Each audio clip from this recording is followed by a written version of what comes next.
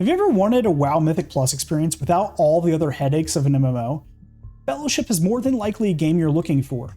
In this video, we'll break down everything you need to know from the newly dropped announcement trailer and a recent interview with streamer YouTuber Rurikon with the content manager Hamish. We'll explore the core gameplay, compare and contrast between their features, and why this game could be your next dungeon crawling experience. Hey there, I'm Mezigoto, your go-to for all things RPGs.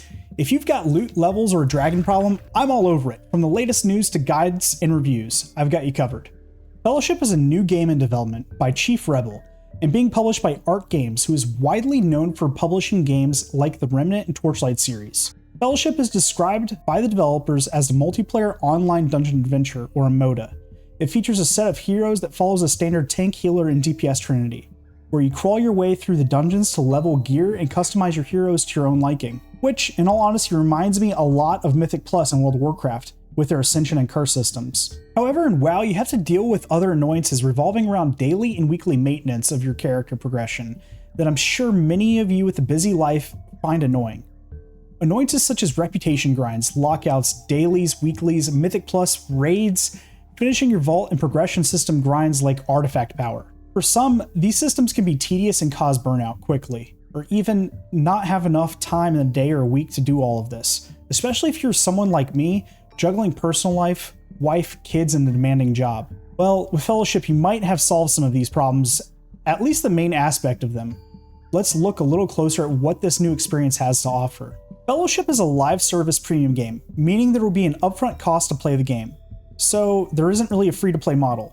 It is still unclear on whether or not there will be a subscription model for the game, but I guess we'll see. Mechanically, the game appears to play very closely to that of World of Warcraft, except instead of a persistent world where you invite players to run dungeons and other content, you'll be playing with an opt-in-out type of gameplay with matchmaking.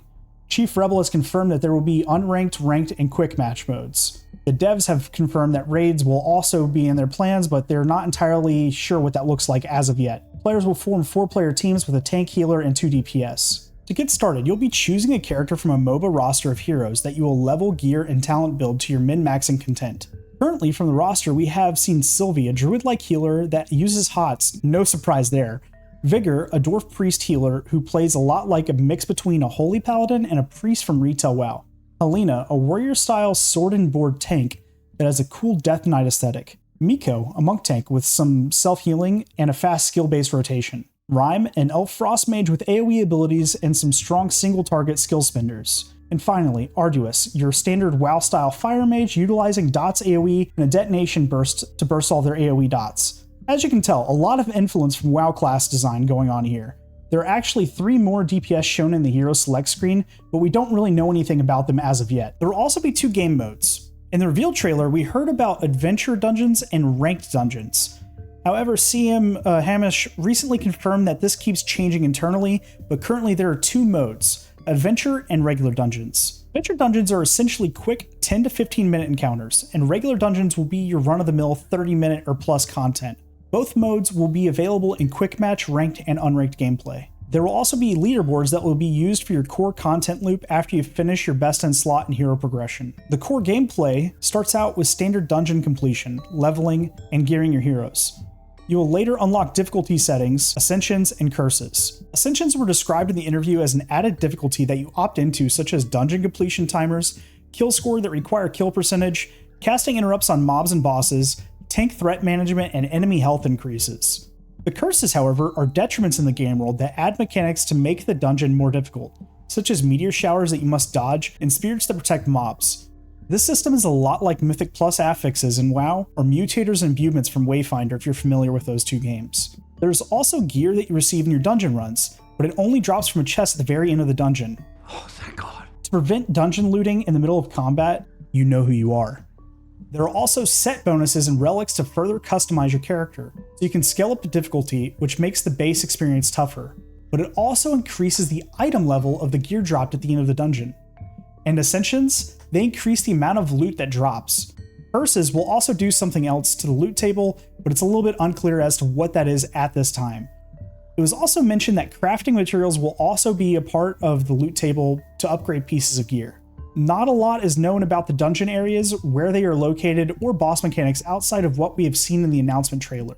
We have seen a frozen area with arcane beams shooting across a frozen wasteland that reminds me a lot of Koldara in the Nexus from Wrath of the Lich King. We've also seen a pirate-themed area with undead enemies, an area with giant statues that kind of look like Scarlet Monastery or Blood Elf Zone, a group of cave-like dungeons ranging from your standard ice and even your molten variety. We also see tropical-like dungeons that seem pirate-themed as well, and another dungeon that kind of resembles Brackenhide with some Wiccan themes.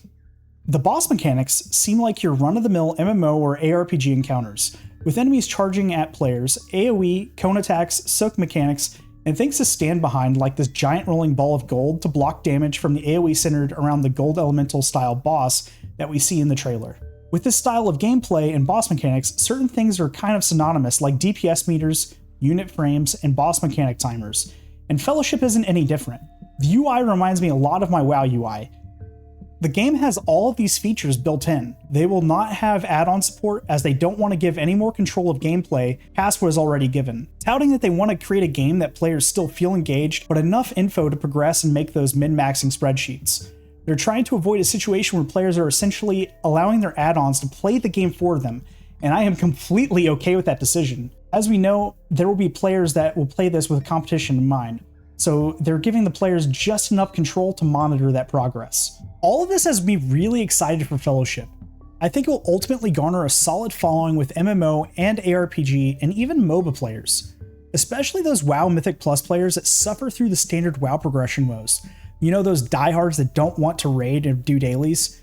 Fellowship will allow those types of players to focus on the content that they enjoy, you know, those dungeon completions and beating the leaderboards. I do have a few concerns, however. I hope the game can keep players entertained for a long time. I understand that there are leaderboards past gear progression, but hopefully they implement a season type of system common in many ARPGs like Diablo, PoE, and Last Epoch. I also hope they allow players to customize their UI to their liking. I know it is a minor nitpick, but I don't like the unit frames being directly lined out under the enemy health bars while I'm tanking or DPSing. But it is definitely something I can get over. Now, Fellowship doesn't currently have a release date, but they are aiming for a 2025 release with the first alpha test starting August 15th through the 20th. You can sign up for a chance to get into the playtest. I'll pin the link below in the comments in the description. I'll also post a link in Rubicon's interview with Hamish, as there's a lot of useful info in there if you want to really dig deep. Overall, I'm really ready to play this game. I'll know I'll still play WoW, but I really hope this takes its place because from what I've seen, it looks really promising. Do you think you will play Fellowship? Will it replace WoW if you're a Mythic Plus enjoyer? Let me know in the comments below. And also, if you've made it this far, thank you for watching. If you want more content like this, hit that subscribe button and ring the bell. Thanks again.